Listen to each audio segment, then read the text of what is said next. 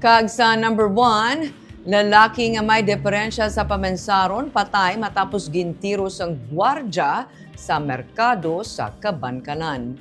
Patay ng isa ka ginalegar lalaki nga may deperensya sa pamensaron matapos may tiruhan sang security guard sa Kabankalan New Public Market sa Barangay 1, Kabankalan City, Lunes sang hapon. Makita sa video nga kuha ni Fabrica Vines nga ang biktima nga ginkilala kay alias Alim, 32 anyos, ang nakabangon pa kag nakapungko sa dalan matapos nga matiruhan. Ang suspect naman nga security guard nga ginkilala kay alias Jovan ang nagapabalik-balik lakat samtang ginatabiran sang isa pagid ka security guard. Bit-bit pa sang suspect ang iya nga pusil.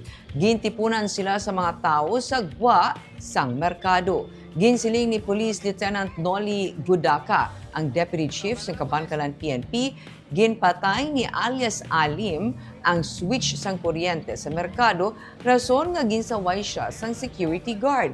Nagbato si alias Alim sa security guard kag nagluntad ang komosyon sa tunga nila.